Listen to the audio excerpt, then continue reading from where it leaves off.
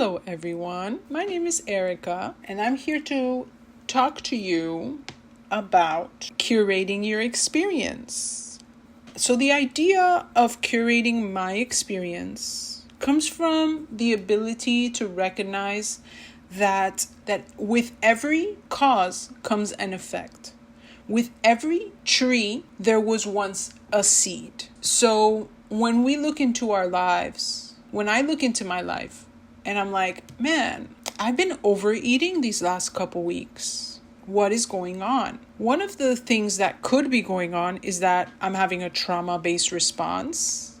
A trauma being something, an event or an experience that went on that marked me in a negative way and caused me to comfort myself or try to reestablish safety in the form of eating. It could also be a hormonal issue, being that I'm a woman with fluctuating hormones. Or it can be an environmental issue. The ratio of healthy to unhealthy foods in my fridge. The salt content that I've been putting in my food as of late. Have I been eating out? The times that I'm eating. All these things are environmental. So that's what I want to talk about today. The environmental portion of the effects that I have in my life. The title of this podcast is Comfort is the Enemy of Growth. So curate your environment. The more comfortable that you find yourself in your life, the less motivated you will be to make a change. In my own life, I have lived long periods of time in relative solitude, whether it was because I was living away or if it was for whatever reason I wasn't dating anyone. But it is so comfortable after a long day of work that probably doesn't pay you that much to come home, put on your sweatpants, get in front of the TV. Or if you have children, come to a point where I got into a huge routine, a very comfortable routine. You come home, even if it was busy, I get home from work, I cook, I take my son to soccer, I chat with the ladies, then I come home, bedtime routine, and go to sleep. Every day, every day, every day, every day. Friday, Saturday, Sunday, Monday, without any real concern or any real observation of, wait a minute, what are my goals? Because once you get into that comfort zone of, I'm good here. I pay my bills, I go have a drink every once in a while, but my life as I know it is very comfortable and I don't feel the need to change. And that's when we kind of lose track of our goals. We lose track of our purpose. We lose track of the bigger desire to expand. This recently happened to me until a series of events came to pass, sparked my desire to grow, a desire that I've always had. But I went through a season of just like, all right, let's maintain. Let my nervous system rest because I've been through a lot. I think that those times are necessary too. There are certain seasons of rest and of sitting and of just coming back to baseline, especially after having had a very difficult time. But those sparks are a godsend. I feel like I came back to life. Like I woke up. I remembered who I was and what I was here for. And so now I want to run a marathon. Like, I don't just want to survive. I don't want to just go to another level. I want to just keep going and keep going and keep going. I want to go as far away from this, like, quote unquote, vegetative state that I've been in as humanly possible. I want to get as far away from this comfort zone as possible. And a way to do that is to curate your environment, to make sure that the things that you come into contact with on a day-to-day basis are things that are going to spark your desire to continue to grow, your desire to continue to push against the forces of this world that are encouraging you to sit down, Relax. Put up your feet. Turn on the TV. And I think that is the difference between success and mediocrity.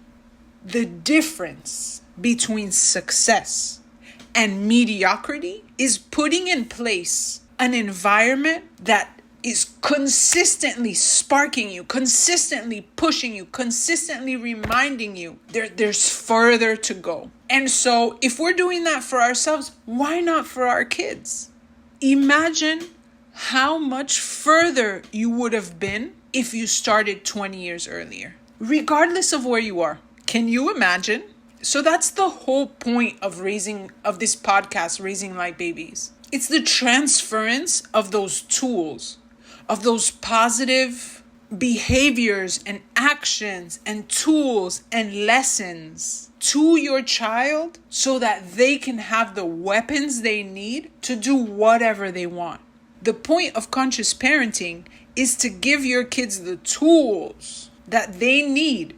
So when they decide they want to be a lawyer or a doctor or an agriculturist, I don't know, a farmer, whatever they decide, whatever is their own personal journey that they choose, entrepreneurship, whatever they decide, they have tools in their toolkit taught to them by a parent or parents that raise them to succeed. Because the truth is, when you learn this way through experience, it becomes a part of you. It's no longer a lesson that you're reciting. It becomes a part of you. When you grow into a new level, you can't just go back. You might be wearing the same clothes. You might be wearing the same hairdo, but you feel different in your blood. You're a different person. Your glow is different because you've gone through something. I'm the type of person, when I go on vacation, I come back different. Like I forgot. I don't want to call it memory problems. I don't want to call that on myself.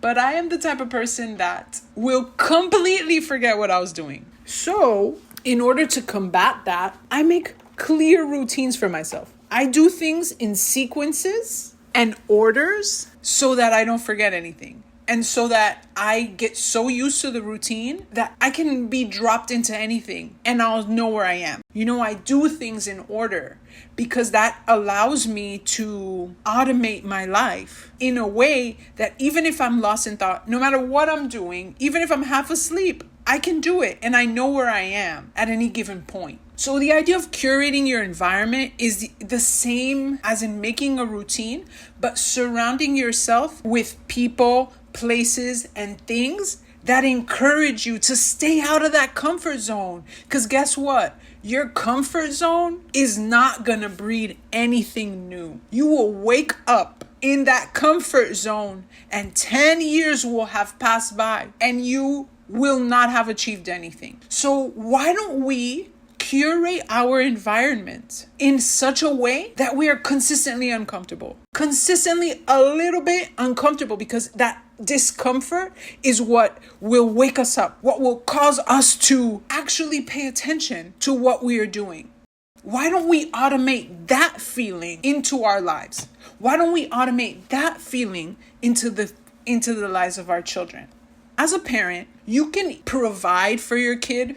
You can give them food, give them water, make sure they're clothed, they got shoes that fit, socks, underwears that fit, like the basics, that they're going to school every day, that they have transportation. However, in conscious parenting, you're doing more than that. You're raising your kid.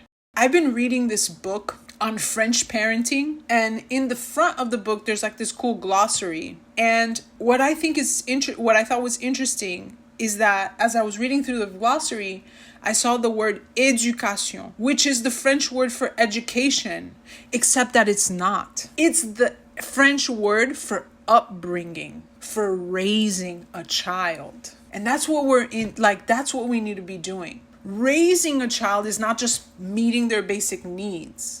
It's teaching them life lessons. or to oversee their childhood development, the development of their skills. Are they shy? How can I get them to be less shy? Because it's going to be hard for them when they're big to be shy. Being shy could be difficult for them. Or if I really see that being shy is like super part of the, it's not going anywhere. Well, how can I help this child to have a successful life even though they're shy? That's the development of the skills of the child. The next one is to curate positive role models.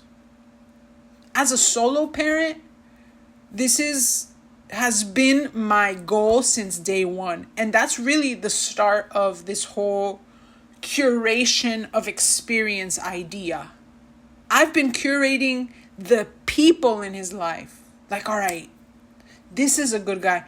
This one example I could give is his soccer coach. I fought to keep him in the same soccer coach's team for 2 years. Why? Because that coach never once has said to my kid, like, you're good. Oh my God, best player ever. No. If he sees that no other kid can, score on him, my son's a goalie. If he sees that my son is just blocking, he will get in there.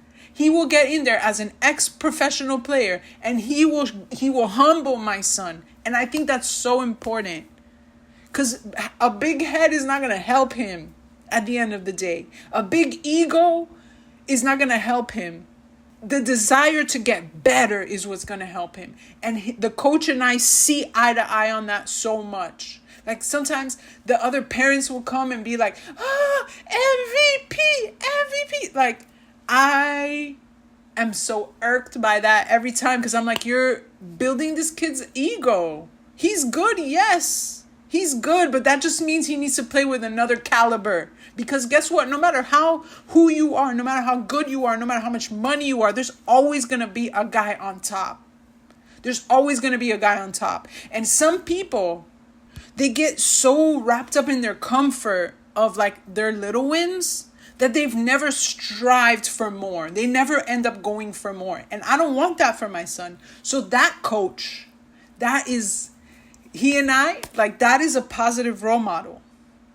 I always try to put people in his life that are about their business, serious people, because I want him to see models of something that is more than a jokester.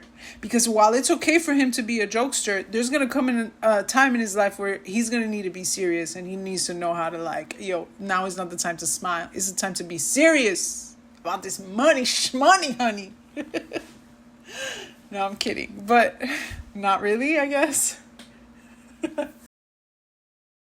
Another thing that you should be thinking about in raising your child is to help them interpret and identify first, then interpret their own emotions. Because emotional intelligence is such a superpower. The next one is the next important thing, and I think to me this is like one of the most important, is to give your child permission and provide a space for them to be completely themselves. Give them free time so they can think, so they can act out, so they can make a mess, so they can mess up, and so they can start to grow and develop and have some experiences.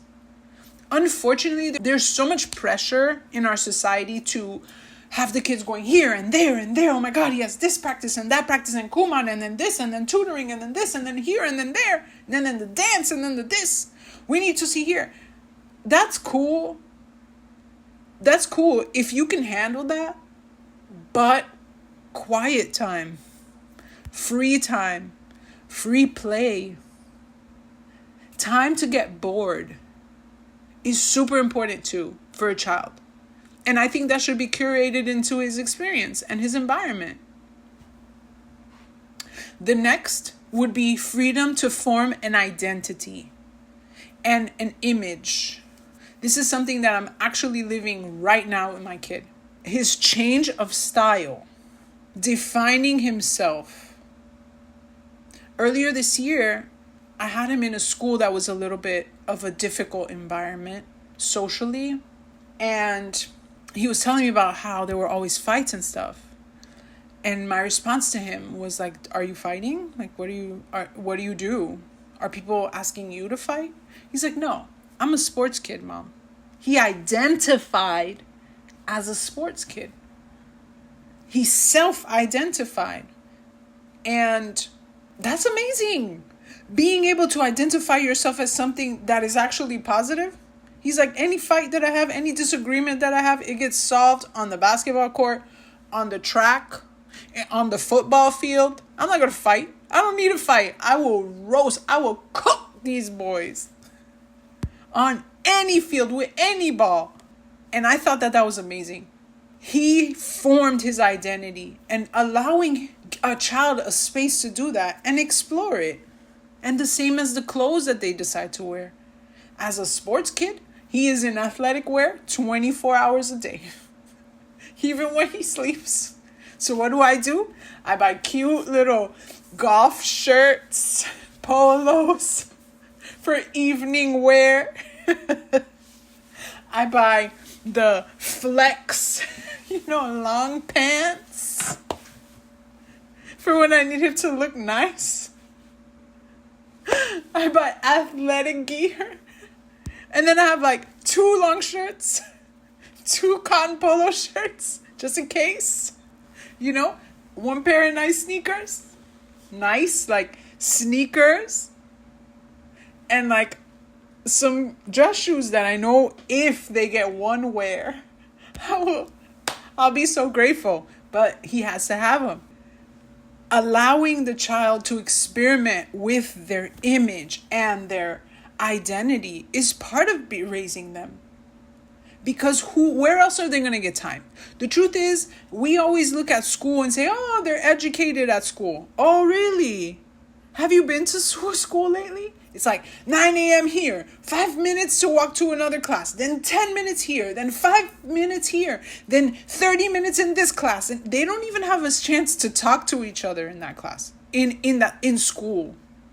They don't even have a chance, you will be lucky to find that they have 30 minutes of recess once a week or twice a week or 3 times a week.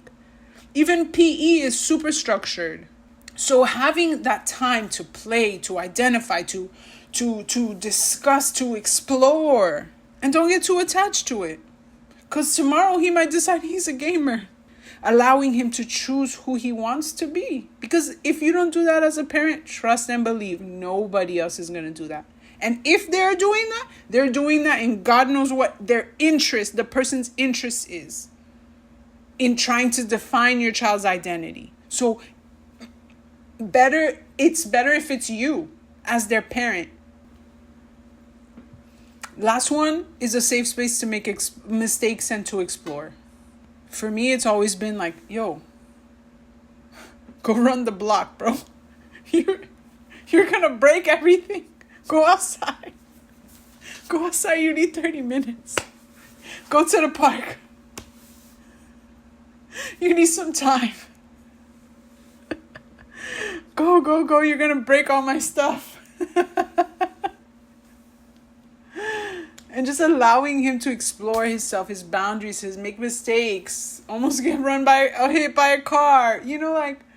I know that's not, he didn't almost get hit by a car. But in having to cross the street, he's going to learn how to cross the street.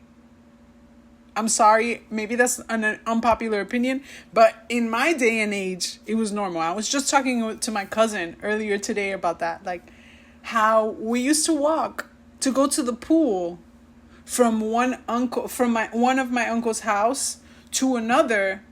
It was probably 2.5 miles, and maybe the oldest one of us was 16. That was normal. We used to cross a major street to go buy butter. There were 10 of us, but still we were not of age. And that put resilience in us. It put responsibility in us. Nothing ever happened to us.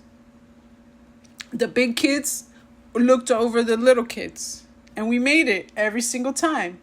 It wasn't anything like big, Yeah. So all that is part of raising your baby. And one could even argue that all those parts are, these are all also subjects of what should be in your life, right? So the question becomes like, what is in your environment? And what is it curating? What is it creating? Is a TV a part of your environment? As someone who is very unattached to any television, I would venture to say that it's probably anxiety from watching the news, opinions of others that have never really been truly considered by you and accepted or rejected, and waste of time that has escaped you. That's just my opinion. Don't take my word for it. Look in your own life. What is the TV producing? Are museums a part of your life? Networking? What's part of your life? What is part of your environment? And what is it producing? And it doesn't have to be that complicated. Like, for example, like I stated before, right now we are in July, so it's summer, right? So my routine is kind of out the window. But regularly or in normal times, on any given weeknight, I would be on the soccer field.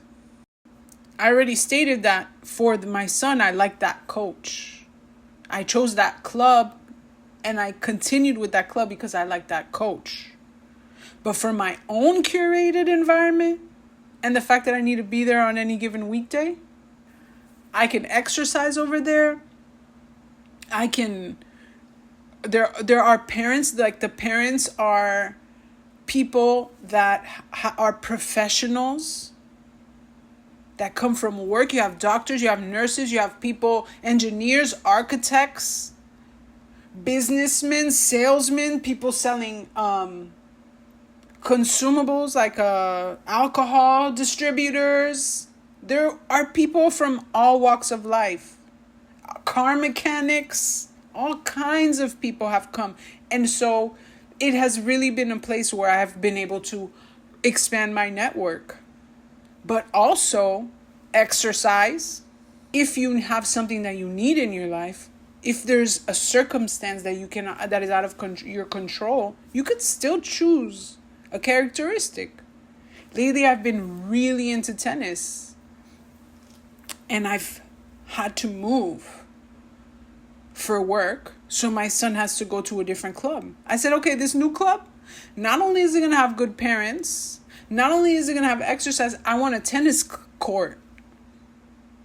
Because I want to be able to fit tennis into my daily routine. Because I like the effects that it gives me. And therefore, I'm going to curate my environment to include a tennis court. I found a club. I sure did, and I'm so excited. What are the people in your environment teaching you? Are they keeping you in your comfort zone? We're talking about high school. Talking about how it was way back when we used to run the streets. I don't know. Are they reminding you of former times? That's important. But like, how much of that do you really need, Do you have a person in your environment that just has a crazy work ethic? Do you have readers in your environment, people that are constantly searching out for knowledge and that know facts and that are always so quick with the news or the events or the know philosophical things and are intellectually stimulating you? Do you have writers and poets in your environment? Do you have gossipers in your environment? You gotta pick and choose. Because each person that is in your environment is a seed that is bearing fruit in your life. And of course, I'm speaking in absolute terms, but this is not an absolute science. That doesn't mean we're going to reject everyone, and people can have more than one effect in your life. But what I'm saying is to wake up and pay attention to what the people in your environment are bringing to your life, to what the people in your child's environment are bringing to their life. And if there needs to be tweaks, go ahead and tweak it. What characteristics do they bring out of me? If I'm with a gossip, your brain is going to start thinking in negatives. Is it going to benefit me to gossip more? No, it's not. At least not me. Maybe you, depending on your job. I don't know. If you're a nail tech, maybe in a small town, it might actually bring you business. That's your business. But again, the point is to pay attention. There are people that will encourage you towards your goals. There are people that will discourage you. There are people that will say, you're always working. What are you chasing waterfalls for? Speaking of chasing waterfalls, I even will take that to the point of what music I listen to. And I tell my son that all the time. What does this song say? Listen to the words. Is that what you want in your life? Because whether or not you understand that, music is a form of manifestation. Music is a form of worship. So what am I worshiping? If you want me to get real biblical with it, I could tell you that the devil was once Lucifer, and that Lucifer was actually an angel of worship that decided one day to take the worship for himself as opposed to give it to God as he was intended to do. Take that as you will. You could believe it. You could see it as imagery. I really don't care, but that's what it says. That's the origin story. Check it if you don't believe me. So the music we listen to, the words that are coming in, those have an effect on what's happening in your life. That's all I'm going to say about that one. Anyways, to close, when you identify weaknesses or blockages or things you want to change in yourself, in sitting with that mess, you might find that it's your environment. It's the people, it's the places, it's the things in your environment that are causing this maladapted behavior, these limiting beliefs. I think that the perfect environment is one that has balance. Because if you are the biggest fish in your pond, you're too comfortable, man. You stopped growing a long time ago. And whether you want to admit it or not, you're going to subconsciously be keeping all the other fish in your life small. Because they have no room to grow. Because you stopped growing a long time ago. They have no one to look up to. Likewise, if you're a tiny guppy in a lake full of sharks, you're going to get eaten. And they won't even notice. It's bad for self-confidence. However, an environment that is carefully curated to give you the self-worth that you need, put some motivation into your life. Find someone that has more than you. Whether let's say you're a guitarist that plays better guitar than you, that knows better chords, that's deciding to go out, strike out on their own and sell their melodies. Whatever you want, whatever it is that is your goal, find someone that's a little more ahead of you, that is a couple steps ahead of you, and take motivation from them. In my family, we never grew up with jealousy. Jealousy was never a thing in our family. Right? And lately, like, I've been thinking about that.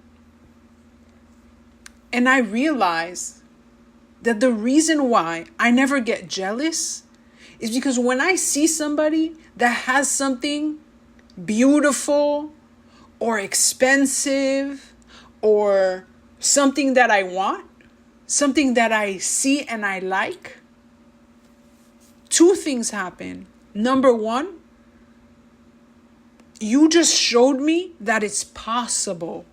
For example, there was a lady one time I was in a dealership waiting for my car, or I was in the car waiting for the time, something like this. And a lady walked in. A lady drove in a blue 2-door Bentley. That was the first time I ever seen one. My kid was small and he's 10 now, so this might have been a decade ago. A blue 2-door Bentley. He hops out and he goes inside of the dealership. And there was another little boy. He was probably like 8, 9. And he pulls out the seat, like he pushes up the seat and he gets out. And as soon as he gets out, he had a bag of Doritos that I could still see the satisfaction in this kid's face while he's opening his bag of Doritos, like, finally, you know? And the lady just like kind of rolls her eyes and tells him, close the door. He closes the door. They both go out and this kid is eating his chips going into the dealership. 5 minutes later, they come back out and the child now has a soda in his hand. And like he's getting to the door and he looks at his mom and he pops open the soda. And the mom the mom looks at him and she kind of rolls her eyes. And this boy, she gets in the car and she's like, I don't know what she was doing, maybe fixing her makeup, I don't know. And he is sitting there like sipping his soda, patiently, like chilling and sipping his soda while his mom waits for him. And it kind of felt like to me that I interpreted from that event was like, this is obviously a point of contention. This little boy does not understand why he cannot eat and drink in the Bentley. And the mom is like, I do not care. I will wait 10 minutes for you to finish this damn soda because you are not going to drink in my Bentley or eat in my Bentley. And when I saw that, something in me, I was like, whoa, I want that too. I didn't know that this life could exist. Right? I had never had the concept of being a mom and owning such an expensive car. I could have got jealous, but I don't. This is not even where my mind goes. My mind goes, whoa, I want that. That's what I want. I want to fight with my kid about eating and drinking in my expensive car. And him have no idea. Like, what are you talking about, Mom? This is just a car. And the second realization that I have of why I don't have jealousy is because you having it doesn't take it away from me. You didn't steal it from me. Just because you have it doesn't mean I can't have it too. I might have it in a different color. Or if I don't, I will call you and be like, hey, are you gonna wear that dress because I kind of bought it because I loved it? And I want to make sure out of respect for you, you get to wear it when you want. I'm going to save it for when you're not wearing it. You understand?